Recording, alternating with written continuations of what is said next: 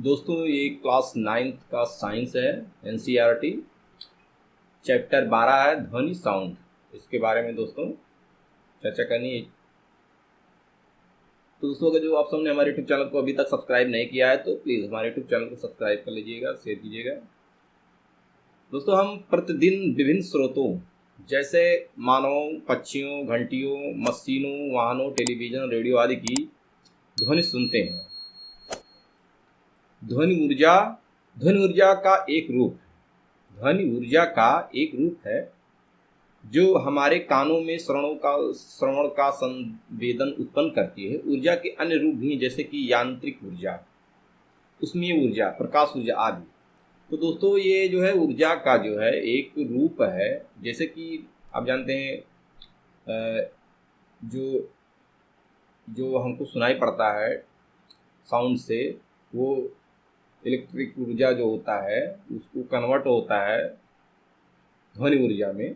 तो ये दोस्तों एक ऊर्जा है जो कन्वर्ट होता है। ध्वनि ऊर्जा भी एक इलेक्ट्रॉनिक ऊर्जा में कन्वर्ट होता है। तो ऊर्जा के अन्य रूप जो है यांत्रिकी, ऊष्मीय ऊर्जा, प्रकाश ऊर्जा। आज पिछले अध्यायों में आप यांत्रिक ऊर्जा का अध्ययन कर चुके हैं। आपको ऊर्जा संरक्षण के बारे में ज्ञात है कि इसके अनुसार आप तो ऊर्जा को ना उत्पन्न किया जा सकता है ना तो बनाया जा सकता है। आप इसे केवल एक से दूसरे रूप में रूपांतरित कर सकते हैं। जब आप ताली बजाते हैं तो ध्वनि उत्पन्न होती है। क्या आप अपनी ऊर्जा का उपयोग किए बिना ध्वनि उत्पन्न कर सकते हैं? ध्वनि उत्पन्न करने के लिए आपको ऊर्जा के किस रूप का उपयोग किया गया है? इस अध्याय में आप सीखेंगे कि ध्वनि कैसे उत्पन्न और किस माध्यम से होती है। ध्वनि का उत्पादन होता है। एक स्वरित्र द्विभुज लीजिए और इसकी किसी भुजा को एक रबड़ के पैड पर मारकर इसे कंपित कराइए। इसे अपने कानों के समीप ले जाइए। क्या आप कोई ध्वनि सुन पाते हैं? कंपमान स्वरित्र द्विभुज की एक भुजा को अपनी अंगुली से स्पर्श कीजिए और अपने अनुभव को साझा कीजिए। अब एक टेबल टेनिस या एक छोटी प्लास्टिक की गेंद को एक धागे की सहायता से किसी आधार से लटकाइए। एक लंबी सुई और धागा लीजिए। धागे के एक सिरे पर एक गांठ लगाइए और सुई की सहायता से धागे को गेंद में पिरोइए। पहले कंपन न करते हुए स्वरित्र द्विभुज की एक भुजा से गेंद को स्पर्श कीजिए। फिर कंपन करते हुए स्वरित्र द्विभुज की एक भुजा जो है गेंद को स्पर्श कीजिए। देखिए क्या होता है। अपने मित्रों के साथ विचार विमर्श कीजिए। तो दोस्तों इसमें धागा है, देख सकते हैं। यह है टेबल टेनिस की गेंद है और जो है ये आप देख सकते हैं, इसको कहीं से बांधा गया है ये। और ये कंपमान स्वरित्र द्विभुज होता है जो कंपन उत्पन्न करता है। तो यहाँ पे जो कंपन उत्पन्न करता है, तो कंपन स्वरित्र द्विभुज लटकी हुई टेबल टेनिस की गेंद को स्पर्श करते हुए इसको कंपन किया जाता है। अब इसमें चित्र में दर्शाए कंपमान स्वरित्र द्विभुज की दोनों भुजाओं को पानी में डूबी। अब इसको दोस्तों पानी में भी कंपमान स्वरित्र है, गिलास है, पानी भरा हुआ है। कंपमान स्वरित्र द्विभुज की एक भुजा पानी की सतह को स्पर्श करते हुए, अब इसको सतह को पानी में भी स्पर्श, कंपमान स्वरित्र इस प्रकार से भी इसमें कर सकते हैं। तो उपरोक्त क्रियाकलापों से आप क्या निष्कर्ष निकालते हैं कि आप किसी कंपमान वस्तु के बिना ध्वनि उत्पन्न कर सकते हैं। क्या आप किसी कंपमान वस्तु के बिना ध्वनि उत्पन्न कर सकते हैं? अब तक वर्णित क्रियाकलापों में हमने स्वरित्र द्विभुज से आघात द्वारा ध्वनि उत्पन्न की है। अब विभिन्न वस्तुओं में घर्षण द्वारा खुरच कर, रगड़ कर, वायु फूंक कर या उनको हिलाकर ध्वनि उत्पन्न कर सकते हैं। इन क्रियाकलापों में हम क्या करते हैं? हम वस्तुओं को कंपमान करते हैं और ध्वनि उत्पन्न करते हैं। कंपन का अर्थ होता है कि किसी वस्तु का तेजी से बार बार इधर उधर गति करना। मनुष्यों में वाक ध्वनि उनके वाक तंतुओं के कंपित होने के कारण उत्पन्न होती है। जब कोई पक्षी अपने पंख को फड़फड़ाता है तो क्या आप कोई ध्वनि सुनते हैं? क्या आप जानते हैं कि मक्खी भिनभिनाने की ध्वनि कैसे उत्पन्न करती है? एक खींचे हुए रबड़ के छल्ले को बीच में से कर छोड़ने पर यह कंपन करता है और ध्वनि उत्पन्न करता है। ध्वनि का जो संचरण होता है इसके बारे में तो हम जानते हैं कि ध्वनि जानते हैं कि ध्वनि कंपन करती हुई वस्तुओं द्वारा उत्पन्न होती है। द्रव्य या पदार्थ जिससे होकर ध्वनि संचरित होती है माध्यम कहलाती है। ध्वनि का माध्यम होता है, माध्यम कहलाता है। यह ठोस, द्रव या गैस हो सकता है। स्रोत से उत्पन्न होकर ध्वनि सुनने वाले तक किसी माध्यम से होकर गुजरती है। जब कोई वस्तु कंपन करती है तो यह अपने चारों ओर विद्यमान माध्यम के कणों को कंपन कर देती है। जब यह ध्वनि उत्पन्न होता है तो माध्यम के जो चारों तरफ के जो कण होते हैं उसमें जो कंपमान उत्पन्न कर देती है। ये कण कंपमान वस्तु से हमारे कानों तक स्वयं गति कर नहीं पहुंचते। सबसे पहले कंपमान वस्तुओं के संपर्क में रहने वाले माध्यम के कण अपनी संतुलित अवस्था तक विस्थापित होते हैं। ये अपने समीप के कणों पर एक बल लगाते हैं। जिसके फलस्वरूप निकटवर्ती कण अपनी विरामावस्था से विस्थापित हो जाते हैं। निकटवर्ती कणों को विस्थापित करने के पश्चात प्रारंभिक कण अपनी मूल अवस्था में वापस लौट आते हैं। माध्यम में यह प्रक्रिया तब तक चलती रहती है जब तक ध्वनि आपके कानों तक नहीं पहुंच जाती। माध्यम में ध्वनि द्वारा उत्पन्न क्या ध्वनि एक प्रकाश धब्बे को नृत्य करा सकती है? एक टीन का डिब्बा लीजिए, इसके दोनों सिरों को काटकर एक खोखला बेलन बना लीजिए। एक गुब्बारा लीजिए, इसको इस प्रकार काटे कि उनकी एक झिल्ली बन जाए। इस झिल्ली को खींचकर डिब्बे में खुले सिरे के ऊपर तान दीजिए। गुब्बारे के चारों ओर एक रबड़ का छल्ला लपेट दीजिए। समतल दर्पण का एक छोटा टुकड़ा लीजिए। दर्पण के इस टुकड़े को गोंद की सहायता से गुब्बारे से इस प्रकार चिपकाइए कि उसकी चमकदार सतह ऊपर की ओर तथा एक झिल्ली स्लिट से आने वाली प्रकाश को दर्पण पर पड़ने दीजिए। परावर्तन के पश्चात प्रकाश का धब्बा दीवार पर पहुंचता है, जैसे कि चित्र में दर्शाया गया है। डिब्बे के खुले भाग में सीधे भाग या झिल्ली और दीवार प्रकाश के धब्बे को नाचते हुए देखिए। तो दोस्तों आप देख सकते हैं समतल दर्पण है, ये तने तो गुब्बारा है, टीन का डिब्बा है। तो यहाँ पे देखिए एक सिरे से जो है यहाँ पे ये समतल दर्पण है जो है यहाँ पे देख सकते हैं ये प्रकाश का स्रोत है, झिर्री है, यहाँ से आ रहा है और एक दीवार है ये यहाँ पे। यहाँ से जो कुछ ध्वनि उत्पन्न किया जा रहा है तो प्रकाश स्रोत से आने वाला एक प्रकाश पुंज परावर्तित कर गिराया जाता है। परावर्तित प्रकाश दीवार पर गिर रहा है, यानी परावर्तित प्रकाश जो है दीवार पर गिर रहा है। तो यहाँ पे दिया है विक्षोभ माध्यम के कण नहीं, माध्यम से होता है, संचरित होता है। तरंग एक विक्षोभ है। तरंग जो होता है एक विक्षोभ है जो किसी माध्यम से होकर गति करता है और माध्यम के कण निकटवर्ती कणों में गति उत्पन्न कर देते हैं। ये कण इसी प्रकार की गति अन्य कणों में उत्पन्न करते हैं। माध्यम के कण स्वयं आगे नहीं बढ़ते, लेकिन विक्षोभ आगे बढ़ जाता है। किसी माध्यम में ध्वनि के संचरण के समय ठीक ऐसा ही होता है। इसलिए ध्वनि को तरंग के रूप में जाना जा सकता है। इसको तरंग के रूप में जाना जा सकता है। ध्वनि तरंगे माध्यम के कणों की गति द्वारा अभिलक्षित की जाती हैं और यांत्रिक तरंगे कहलाती हैं। ध्वनि के संचरण के लिए वायु सबसे अधिक सामान्य माध्यम है। जब कोई कंपमान वस्तु आगे की ओर कंपन करती है तो अपने सामने की वायु को धक्का देकर संपीड़ित करती है और इस प्रकार उच्च दाब का क्षेत्र उत्पन्न करता है। इस क्षेत्र को संपीड़न सी कहते हैं। यह संपीड़न कंपमान वस्तु से दूसरे आगे की ओर गति करता है। जब कंपमान वस्तु पीछे की ओर कंपन करती है तो एक निम्न दाब का क्षेत्र उत्पन्न करती है जिसे विरल आर कहते हैं। जब वस्तु कंपन करती है तो दोस्तों यहाँ पे देख सकते हैं चित्र के अनुसार ये विरल यानी कि ये क्षेत्र जो है यहाँ पे संपीड़न का क्षेत्र बनता है। यहाँ पे उसके बाद जो है ये विरल क्षेत्र बनता है। संपीड़न विरल इस प्रकार से संपीड़न विरल इस प्रकार से क्षेत्र बनता है। कंपमान वस्तु माध्यम से संपीड़न तथा विरल की श्रेणी उत्पन्न करते हुए ये इसी प्रकार से जो है ये श्रेणी उत्पन्न करते हैं हर जगह। अर्थात आगे और पीछे तेजी से गति करते हैं। अब तो वायु में संपीड़न और विरल की एक श्रेणी बन जाती है। यह संपीड़न और विरल ध्वनि तरंग बनाते हैं जो माध्यम से होकर संचरित होते हैं। संपीड़न जो होता है उच्च दाब का क्षेत्र बनाता है और विरल जो होता है निम्न दाब का बनाता है। विरल वहां पे प्रेशर कम होता है। दाब किसी माध्यम के दिए हुए आयतन के कणों की संख्या से संबंधित है। किसी माध्यम में कणों का अधिक घनत्व अधिक दाब होता है। किसी माध्यम में कणों का अधिक घनत्व अधिक दाब को और कम घनत्व का कम दाब को दर्शाता है। इस प्रकार ध्वनि का संचरण घनत्व परिवर्तन के संचरण के रूप में भी देखा जा सकता है। ध्वनि संचरण के लिए माध्यम की आवश्यकता होती है।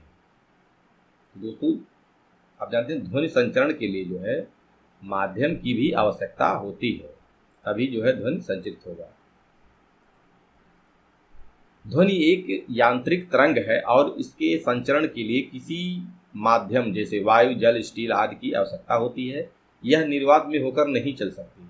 अगर जो दोस्तों निर्वात है, खाली स्पेस है, तो वहाँ पे जो है संचरित नहीं हो सकता।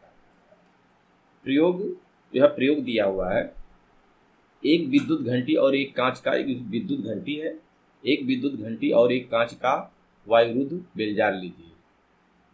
विद्युत घंटी को बेलजार में लटकाइए।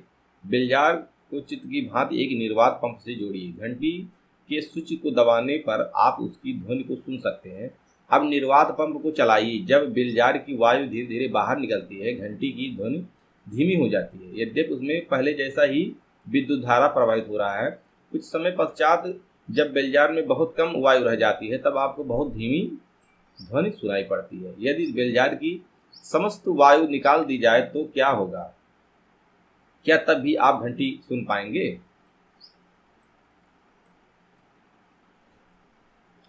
तो दोस्तों, ये है विद्युत धारा यहाँ पे है, यहाँ पे घंटी लगाया गया है। देखिए, ये यहाँ स्विच बनाया गया है, कार्क है, ये बेलजार है ये, और विद्युत घंटी है। अब इसके अंदर जो है विद्युत धारा, यहाँ पे स्विच है, यहाँ पे वायु को निकाल कर यहाँ पे जो है निर्वात पंप, यहाँ पे एक निर्वात पंप लगा हुआ है जिससे वायु को निकाल दे। ध्वनि तरंगे अनुदैर्ध्य तरंगे हैं। ध्वनि तरंगे क्या है? अनुदैर्ध्य तरंगे हैं। अनुदैर्ध्य तरंगे हैं। अब एक स्लिंकी लीजिए। आप स्लिंकी को चित्र में दर्शाए अनुसार खींचिए। आप क्या देखते हैं कि आप अपने हाथों से स्लिंकी को लगातार आगे पीछे बारी बारी से धक्का देते हैं और खींचते रहते हैं। तो आप ये देख सकते हैं इसमें इसको जो है खींचा जा रहा है। तो खींचने के बाद जो है यहाँ पे आप देखेंगे कि यहाँ पे स्थिति जो बन रही है संपीड़न और विरल की, संपीड़न विरल की स्थिति यहाँ पे बनती है स्लिंकी में। अनुदैर्ध्य यानी कि इसको जो अनुदैर्ध्य तरंग जो है बोला जाता है, जो मतलब बराबर रूप से जो है इस प्रकार से संपीड़न और विरल की स्थिति बनती है। उन क्षेत्रों को जहाँ स्लिंकी की कुंडलियाँ पास पास आती हैं, जहाँ कुंडलियाँ जो पास पास आती हैं, वो सी होता है, संपीड़न होता है। और जो है जहाँ दूर दूर होती हैं, विरल आर कहते हैं। आप जानते हैं किसी माध्यम में ध्वनि संपीड़नों तथा विरलों के रूप में संचरित होती है। अब आप किसी स्लिंकी में विक्षोभ के संचरण तथा किसी माध्यम में विक्षोभ की तुलना कर सकते हैं। ये तरंगे अनुदैर्ध्य तरंगे हैं। इन तरंगों को अनुदैर्ध्य तरंगे कहते हैं। इन तरंगों के माध्यम के कणों का विस्थापन विक्षोभ के संचरण की दिशा के समांतर होती है। कण एक स्थान से दूसरे स्थान तक गति नहीं करते हैं, लेकिन अपनी विरामावस्था से आगे पीछे। ठीक इसी प्रकार ध्वनि तरंगे संचरित होती हैं, अतएव ध्वनि तरंगे अनुदैर्ध्य तरंगे हैं। जो ध्वनि तरंगे होती हैं वो अनुदैर्ध्य तरंगे कहलाती हैं। यदि आपको स्लिंकी के अपने हाथ में पकड़ सिरे को आगे पीछे धक्का देकर दबाएं, हिलाएं, तब अब आपको स्लिंकी में तरंग उत्पन्न होती दिखाई देती। इस तरंग में कण तरंग संचरण की दिशा में कंपन नहीं करते हैं। तरंग जो है संचरण की दिशा में कंपन नहीं करते, लेकिन तरंग की चलने की दिशा के लंबवत अपनी विरामावस्था को ऊपर नीचे कंपन करते हैं। इस प्रकार की तरंग को अनुप्रस्थ तरंग कहते हैं। अनुप्रस्थ तरंगे, अनुदैर्ध्य तरंगे और अनुप्रस्थ तरंगे। इस प्रकार अनुप्रस्थ तरंग वह तरंग है जिसके माध्यम के कण अपनी माध्यम स्थितियों पर तरंग के संचरण की दिशा के लंबवत गति करते हैं। आप अनुप्रस्थ तरंगों के बारे में अधिक जानकारी उच्च कक्षाओं में प्राप्त कर सकेंगे। ध्वनि तरंग के अभिलक्षण। ध्वनि तरंग के अभिलक्षण क्या है? इसे आवृत्त होता है, आयाम होता है, वेग होता है।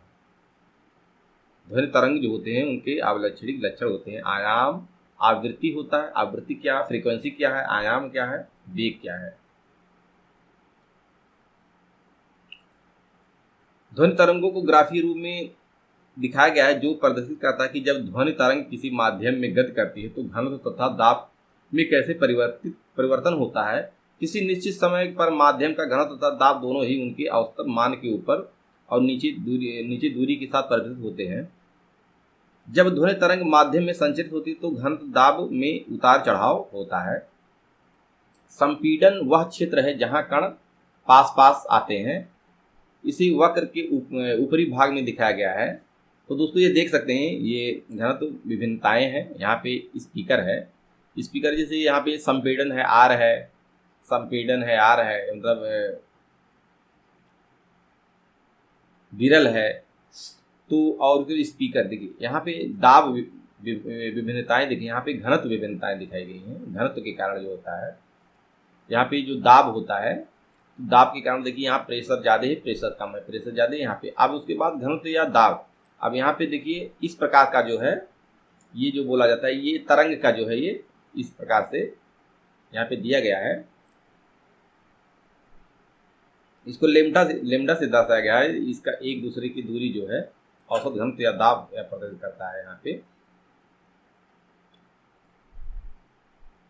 तो यहाँ पे आवृत्ति से हमें ज्ञात होता है कि कोई घटना कितनी जल्दी से घटित होती है। आवृत्ति जो फ्रीक्वेंसी है उसका बार बार ऊपर नीचे जल्दी होती है। मान लीजिए कि आप किसी ढोल को पीट कर बजा रहे हैं, आप ढोल को 1 सेकंड में कितनी बार पीटते हैं, वह आपके द्वारा ढोल को पीटने की आवृत्ति है।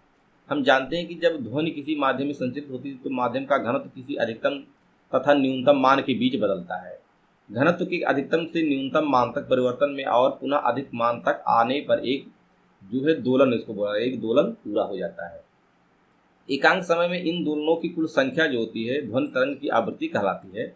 यदि हम प्रति एकांक समय में अपने पास की गुजरने वाली संपीड़नों तथा विरलों की संख्या की गणना करें तो आपको ध्वनि तरंग की आवृत्ति ज्ञात हो जाएगी। तो यहाँ पे देख सकते हैं कि यहाँ पे ग्रीक अक्षर न्यू जिसे से प्रदर्शित किया जाता है। इसका ऐसा इसमें जो हर्ष होता है, जो ध्वनि आवृत्ति होता है, जो हर्ष बोलते हैं, 2 क्रमागत संपीड़नों या 2 क्रमागत विरलों, 2 क्रमागत संपीड़न या 2 क्रमागत विरलों को किसी एक निश्चित बिंदु से गुजरने में लगने वाले समय को तरंग का आवर्त काल बोला जाता है। यानी कि इस प्रकार से अगर जो इस प्रकार से आ रहा है, इस प्रकार से इस प्रकार, तो एक आवर्त काल पूरा हो जाता है। एक ऊपर गया, एक नीचे गया, एक आवर्त काल जो है पूरा हो जाता है। गुजरने में लगे इस तरंग को आवर्त काल कहते हैं। आप कह सकते हैं किसी माध्यम में घनत्व के एक संपूर्ण दोलन में लिया गया ध्वनि तरंग का आवर्त काल कहलाता है।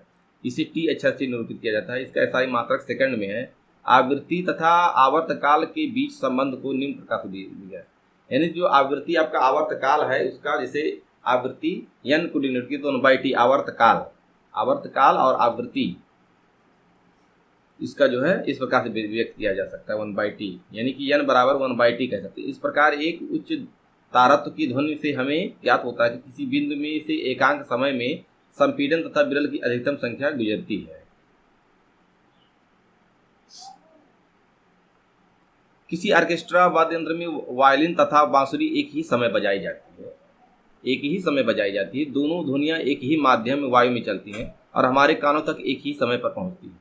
दोनों ही स्रोतों की ध्वनियाँ एक ही चाल से चलती हैं, लेकिन जो ध्वनियाँ हम ग्रहण करते हैं विभिन्न हैं। ऐसी ध्वनि से जुड़े विभिन्न अभिलक्षणों के कारण तारत्व इनमें से एक अभिलक्षण है।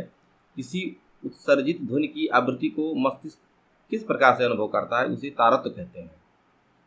किसी स्रोत का कंपन जितनी शीघ्रता से होता है आवृत्ति उतना ही अधिक होती है और उसका तारत्व भी अधिक होता है। जिस आवृत्ति ज़्यादा होगी तो उसका जो है तारत्व अधिक होता है और उतना जल्दी हमको सुनाई पड़ेगा। इस प्रकार जिस ध्वनि का तारत्व कम होता है उसकी आवृत्ति भी कम होती है। विभिन्न आकार तथा आकृति की वस्तुएं विभिन्न आकृतियों के साथ कंपन करती हैं और विभिन्न तारत्व की ध्वनियाँ उत्पन्न करती है। अब यहाँ पे देख सकते हैं दोस्तों, यहाँ पे निम्न तारत्व की ध्वनियाँ उत्पन्न हो रही हैं, यानी कि यहाँ पे लंबा जो है, यहाँ पे फ्रीक्वेंसी जो है टाइम समय ज़्यादा ले रहा है। और ये तरंग विक्षोभ है, यहाँ पे देख सकते हैं ये तरंग विक्षोभ है। और ये आप देख सकते हैं ये जो है थोड़ा मतलब विरल है, ये मृदु ध्वनि होता है। और उसके बाद जो है यहाँ पे देखिए उच्च तारत्व, यानी कि बहुत हाई तारत्व, मतलब इसका ध्वनि जो है हमें बहुत जल्दी तेज सुनाई पड़ेगा। ये प्रबल ध्वनि है, यानी कि इसकी जो है जितनी समय यहाँ पे ये उच्च तारत्व की ध्वनि की तरंग है, यहाँ पे देख सकते हैं। और यह प्रबल ध्वनि होता है, यहाँ पे बहुत तेज ध्वनि हमें सुनाई पड़ता है इस प्रकार से। तो निम्न तारत्व की ध्वनि की आवृत्ति जो है, निम्न तारत्व की ध्वनि की आवृत्ति कम तथा उच्च तारत्व की ध्वनि की आवृत्ति अधिक होती है। तो आप कह सकते हैं जो निम्न तारत्व होता है उसकी ध्वनि की आवृत्ति कम होती है और जो उच्च होता है उसकी ज़्यादा आवृत्ति होती है। यहाँ पे आवृत्ति देखिए इतनी ही समय में जो है ये इतना ही आवृत्ति इसका जो है फ्रिक्वेंसी है और इसमें इतने ही समय में इतना कर रहा है। जो मृदु ध्वनि का आयाम कम होता है तथा प्रबल ध्वनि का आयाम क्या होता है, अधिक होता है। ये दोस्तों आयाम है।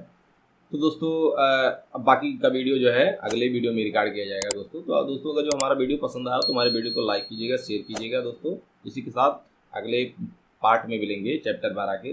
जय हिंद, जय भारत।